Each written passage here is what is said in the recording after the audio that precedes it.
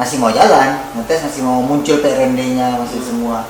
Setelah itu masalah awalnya itu masih pas naikkan itulah setelah itu nggak muncul lagi. PRND nggak muncul, di scan U0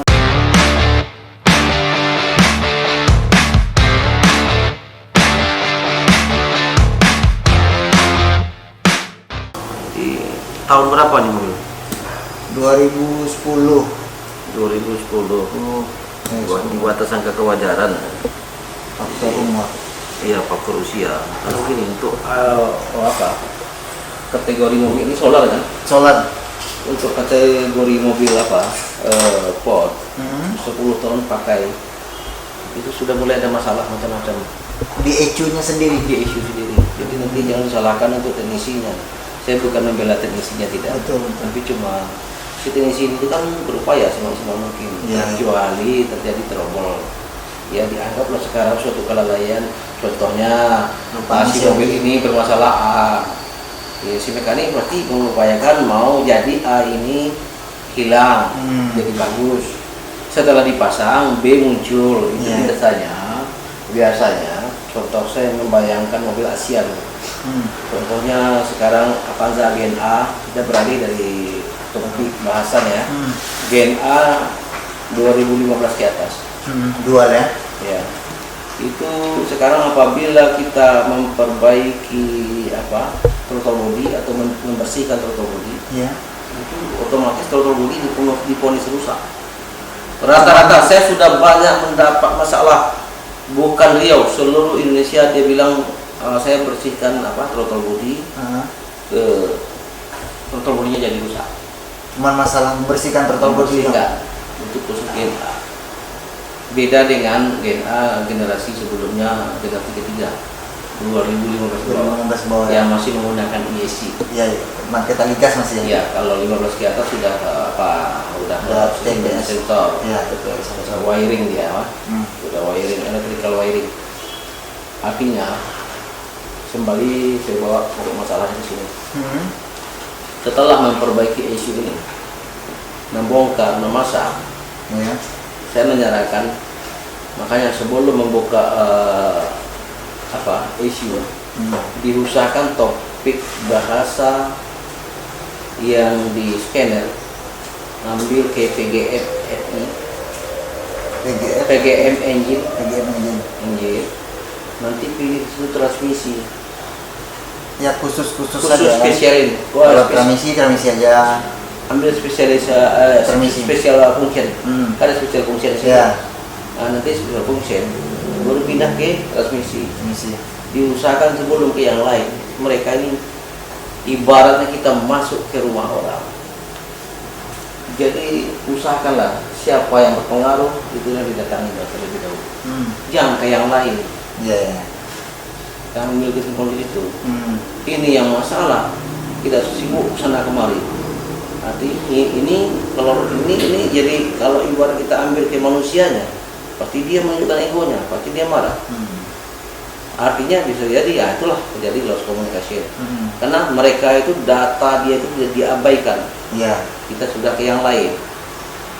Tidak usah kita delete, tidak usah kita hapus data dulu. Masuk scan, track, sudah terbaca antar muka antara si issue dengan scanner. Ambil ke BGM engine FD, full injection. Ya. Jadi kita pilih special function, baru masuk ke transmisi. Baru kita learning atau rekalibrasi. Pengenalan balik bahwa kamu tuh Anda tuh dari dibuka. Setelah dibuka disinkronkan kembali. Setelah disinkron kembali baru di tap. Baru dia pengenalan. Saya rasa mungkin itu pandangan. Ya. Kelemahan. Jadi ini bukan kesalahan teknisi. Bukan kesalahan kerja, bukan kesalahan yang lain. Karena dari awal historinya kan sudah dapat. Ya. Jadi tidak bisa dikatakan itu kesalahan. Ya, hanya faktor dari sistem harus dipelajari. Ya.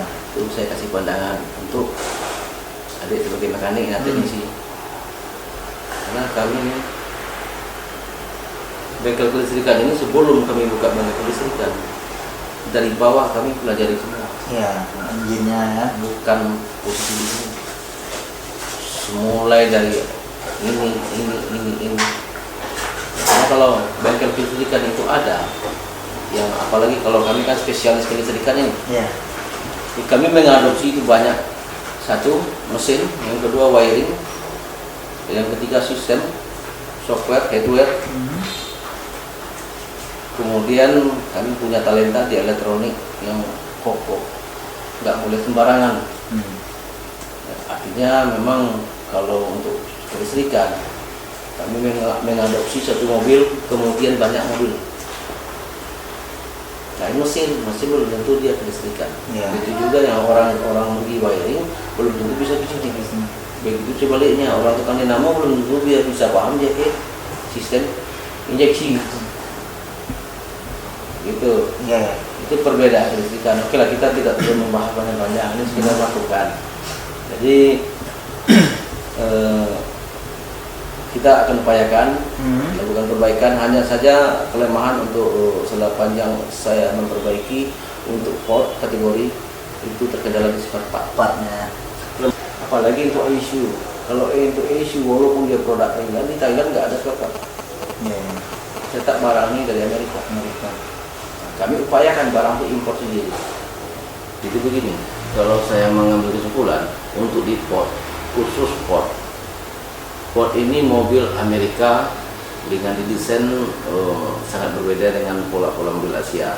Pertama mulai dari immobilizer, yang kedua di ABS itu sangat rumit, harganya pun sangat mahal juga. Yang mungkin berdasarkan kalau saya ambil acuan dari port itu sendiri, mungkin dari harganya, mungkin kualitas dan rasa yang membuat harga kan gitu.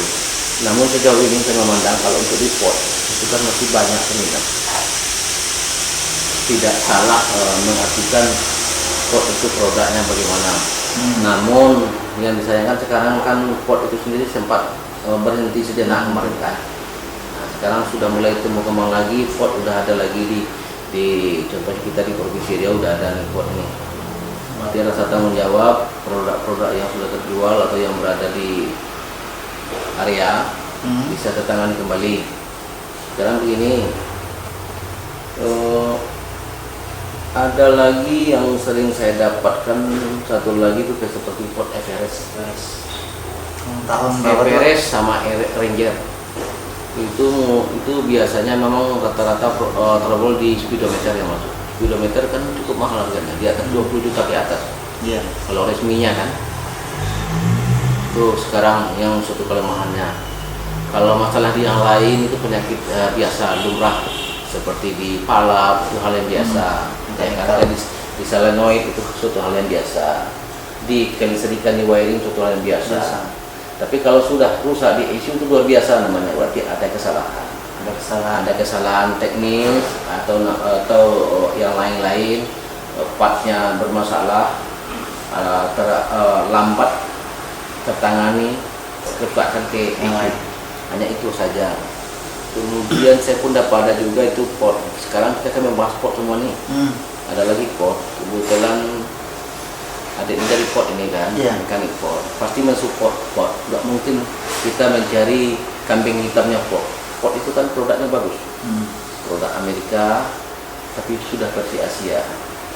Itu tata ruang dengan produk Amerika yang berada di Eropa hampir sama, hanya perbedaan merubah posisi setir kiri ke kanan. Itu perbedaan. Kemudian kelemahan Indonesia ini iklim tropis. Iya. Pertama, yang kedua ekstrim. Panas betul. Jadi kedua iklim ini sangat mengganggu aktivitas mobil Ford itu berada di Indonesia. Bukan kelemahan produk, iklim. Antara jarak ekstravan dengan mesin itu sangat dekat. Artinya volume udara untuk pendinginan itu tidak maksimal.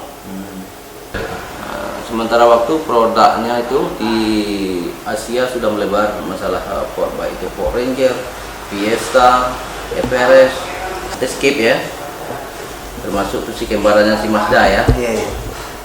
sekarang kan begini, pertanyaan saya kan begini, saya ini sebagai kelistrikan tidak mengadopsi masalah secara keseluruhan di mobil di Ford itu sendiri. Namun saya sebagai service issue prihatin, ya istilahnya untuk membantu dalam pelayanan perbaikan seperti kelistrikan. Karena mobil sekarang ini umumnya itu di kelistrikan masalah trouble-nya. Pasti. Kalau untuk mesin itu kan jarang-jarang. Kelistrikan itu makanan harian, itu termasuk kebutuhan. Sekian dulu mungkin bincang-bincang santai masalah Ford. Jadi saya sudah banyak menangani Ford, baik itu Mazda, Tribut, Ford Escape yang sekian barangnya kan, sekian barangnya si Ford Ford, Everest, Ranger, Escape.